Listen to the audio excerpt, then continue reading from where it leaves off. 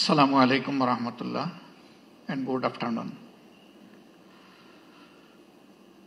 মাননীয় প্রধান উপদেষ্টা, মঞ্চে বসা রাজনৈতিক দলসমূহের সম্মানিত নেতৃবৃন্দ, জুলাই 24-এ ক্ষতিগ্রস্ত শহীদ পরিবারের সম্মানিত সদস্যবৃন্দ,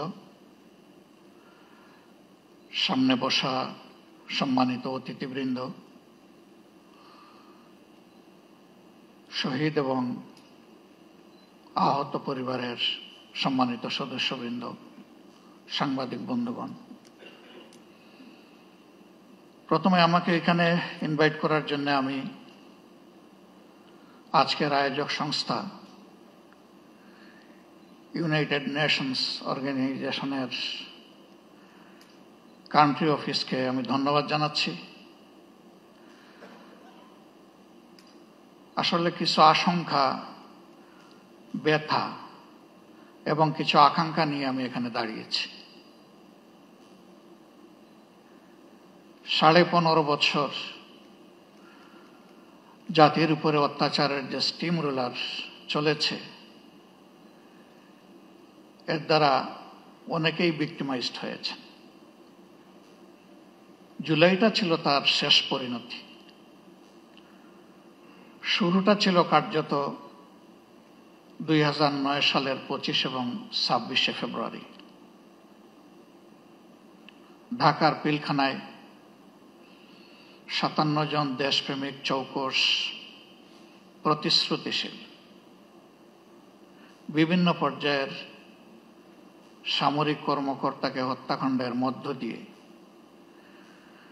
বাংলাদেশের উপর ফ্যাসিজমের থাবা শুরু হয়। তারপরে একে একে রাজনৈতিক দল, প্রথমে আমাদের দলটাকে দিয়েই শুরু করা হয় এবং শেষ পর্যন্ত যারা অপোজিশনে ছিলেন তারা কেউ বাদ পড়েননি। শুধু রাজনৈতিক দল নয়, এ দেশের আলেম সমাজ, সাংবাদিক সমাজ, বুদ্ধিজীবী সমাজ, ব্যবসায়ীরা কেউই কিন্তু ফ্যাসিবাদের থাবা থেকে বাদ পড়েননি। অনেক সাংবাদিকের জীবনও চলে গিয়েছে, আবার কাউকে কাউকে জেলের ভাত খেতে হয়েছে।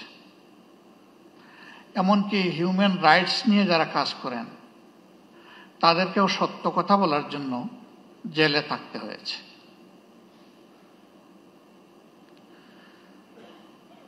এর পাশাপাশি নতুন আরেকটা সংস্কৃতি বাংলাদেশ দেখেছে, যেটাকে বলা হয়েছে আয়নাঘর।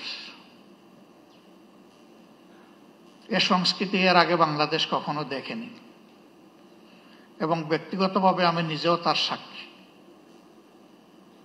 শেষবার 22-12 ডিসেম্বর যখন আমাকে গ্রেফতার করা হয়, যে জায়গাটায় আমাকে রাখা হয়েছিল, এমন কিছু মানুষ, কিছু মুখ আমি দেখতে পেয়েছিলাম যাদের মুখে বিষণ্ণতার প্রচন্ড ছাপ।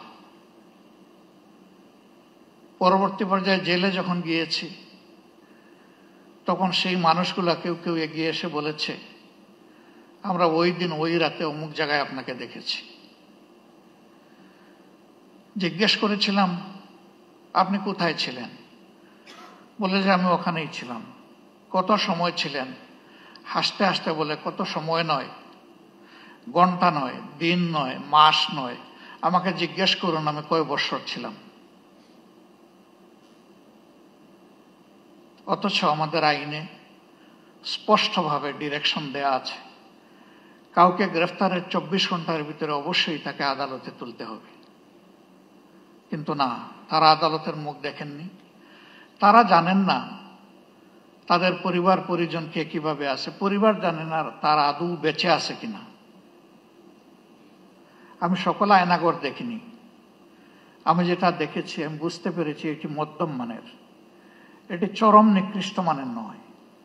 সেই জায়গাগুলোতে কি হয়েছে সে কাহিনী যারা ভুক্তভোগী তারাই ভালো বলতে পারবেন।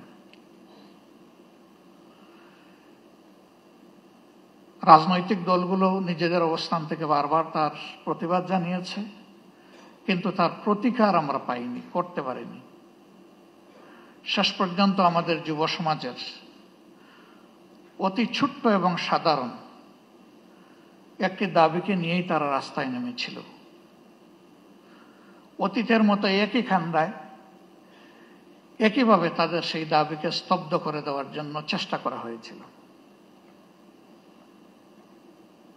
15 জুলাই রাতে ঢাকা বিশ্ববিদ্যালয়ে যা ঘটেছে, বিশ্ববিদ্যালয়ের ইতিহাসে এটি ছিল আনপ্রেসিডেন্টেড। এর আগে তার কোনো উদাহরণ ছিল না। রাজনৈতিক কর্মীদেরকে লেলিয়ে দেওয়া হয়েছিল। তারা একই সাথে আঘাত করেছে ছেলেদেরকে, আমাদের মেয়েদেরকেও বাদ দেয়নি। কার্যত এই মুভমেন্টটা এখান থেকেই মোমেন্টাম পেয়েছিল। এরপরে একে একে আবু সঈদের হত্যাকাণ্ড এবং বাকি হত্যাকাণ্ডগুলো শেষ পর্যন্ত জুলুমের অবসান করতে সক্ষম হয়েছে। আমি জাতিসংঘের ফ্যাক্ট ফাইন্ডিং কমিটিকে আমার দল এবং বাংলাদেশের মজলুম জনগণের পক্ষ থেকে ধন্যবাদ জ্ঞাপন করি। তারা স্বল্পতম সময়ে এগিয়ে এসেছেন এবং বাস্তবতা তারা তুলে আনার চেষ্টা করেছেন। কিন্তু তারা যেটুকু এনেছেন এটা আংশিক মাত্র, এটি পূর্ণাঙ্গ নয়। তার বাইরেও জুলুমের বিস্তর ক্ষেত্র রয়ে গেছে। আশার দিক, নতুন সরকার গঠিত হয়েছে ফ্যাসিজমের পতনের প্রেক্ষাপটে। বিচারের জন্য ট্রাইব্যুনাল গঠন হয়েছে, বিচারক নিয়োগ হয়েছে, তদন্তকারী সংস্থা হয়েছে, প্রসিকিউশনও নিয়োগ হয়েছে। কিন্তু এটি সত্য, এখন 1 বছর ছুঁই ছুঁই এ সময়ের ভিতরে কিন্তু বিচার এখনো দৃশ্যমান হয়নি। আমরা বিশ্বাস করি এই প্রক্রিয়ার সাথে যারা সম্পৃক্ত তারা তাদের সর্বোচ্চটা দিয়ে চেষ্টা করছেন। সরকারের কাছে আমাদের অনুরোধ, এই এফোর্ট কি যথেষ্ট, নাকি এই জায়গায় আরো কিছু করার আছে?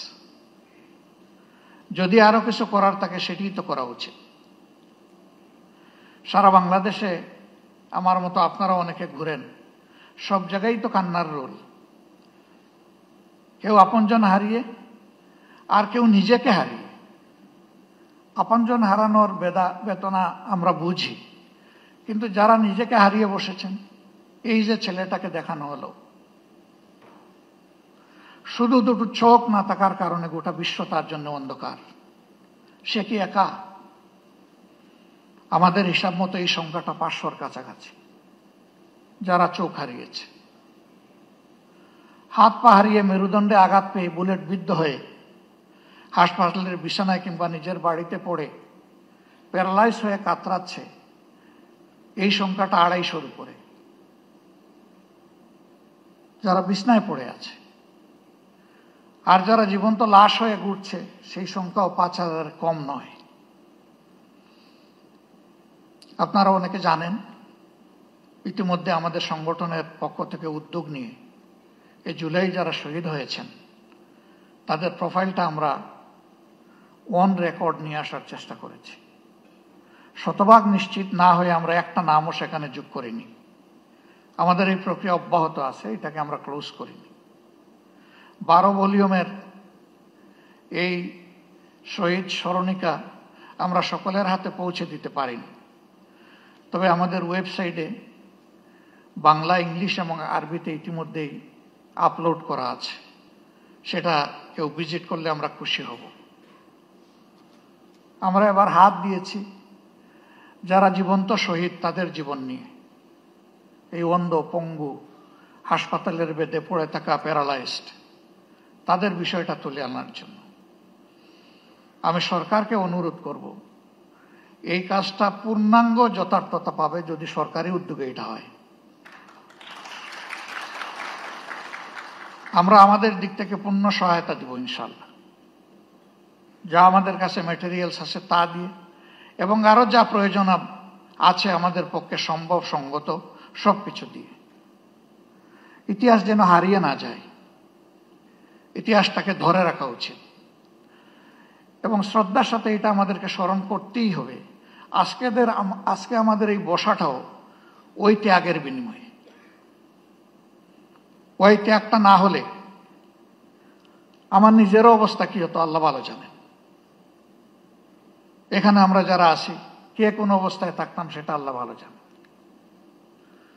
কাজেই আমাদের শহীদরা এবং জীবন্ত শহীদরা আমাদের অ্যাসেট, তারা আমাদের বোঝা নয়। এই স্বীকৃতি আমাদেরকে দিতে হবে।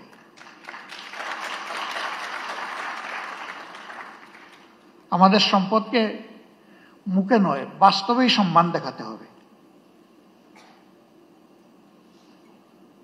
সরকার এবং জাতির পক্ষ থেকে সেটা যেন নিশ্চিত করা হয়। এ বিষয়ে নিশ্চিত করতে হলে তিনটা জিনিস প্যারালাল চলতে হবে: বিচার, সংস্কার এবং নির্বাচন। কিন্তু বিচার আর সংস্কারের আগে যদি কোনো নির্বাচন হয় তাহলে সেটি আরেকটা ন্যাশনাল ডিজাস্টার হতে পারে, আমরা বিশ্বাস করি।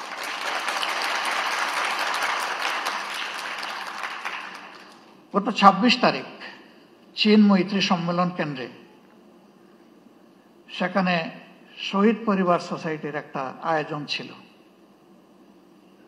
২-৪ জন বক্তব্য রেখেছেন, পুরোটা শুনতে পারিনি আমার অসুস্থতার কারণে, আংশিক শুনে আমি চলে গেছি। তাদের প্রত্যেকে অত্যন্ত সিংহের মতো গর্জন করে বলেছেন, বিচার না দেখা পর্যন্ত আমরা কোনো নির্বাচন দেখতে চাই না।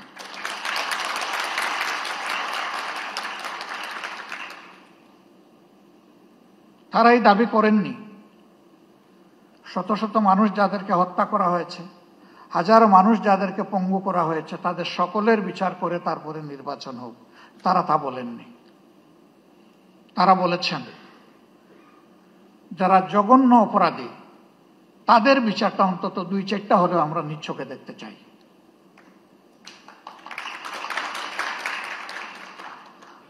আমরা দেশ এবং জাতিকে ভালোবাসি সবাই। জাতিসংঘ ফ্যাক্টস ফাইন্ডিং এ যে ফ্যাক্টসগুলা তুলে এনেছে তার সাথে যেগুলা অপূরণ আছে সেগুলাকেও সংযুক্ত করে বিচারটা ঠিকমতো হোক। তবে আমি অত্যন্ত দৃঢ়তার সাথে বলবো যে অবিচার আমাদের উপর করা হয়েছে, দল হিসাবে আমাদের নেতৃবৃন্দকে খুন করা হয়েছে বিচারিক আদালতে। এ ধরনের কোনো বিচারও দেখতে চাই না।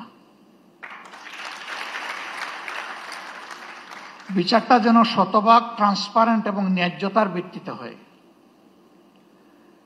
এবং পার্সোনালি আমি বিশ্বাস করি ন্যায় বিচার প্রতিষ্ঠিত হলে কোনো অপরাধী পার পাবে না ইনশাআল্লাহ।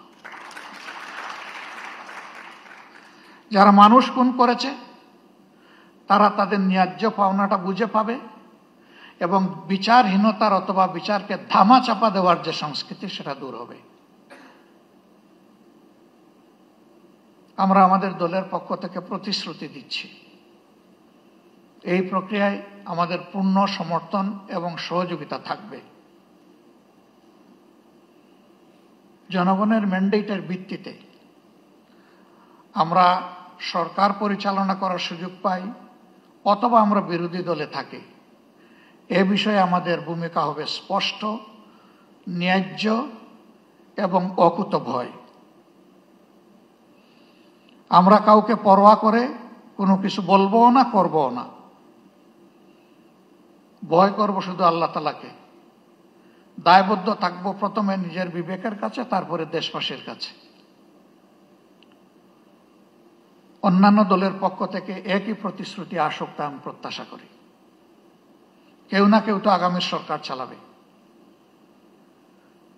তাহলে যারাই চালাক তারা যেন জাতির এই আমানত রক্ষা করে, আমরা যেন বিশ্বাসঘাতক না হই।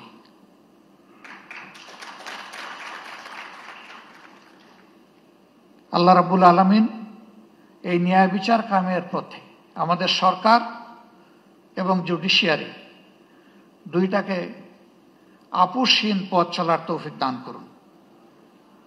এবং আমি এখানে আরেকবার বলবো, জুডিশিয়ারি আমাদের স্বাধীন, এই কথা শুনতে শুনতে কান দুটো প্রায় বন্ধ হয়ে যাওয়ার উপক্রম হয়েছে। এটারও অবসান ঘটুক এবং সত্যিকার অর্থেই জুডিশিয়ারি স্বাধীন হোক। জুডিশিয়ারি তার পূর্ণ স্বাধীনতা ভোগ করুক। তাহলে আমরা মিনিমাম ন্যায় বিচার পেতে পারি বলে আশ্বস্ত হব।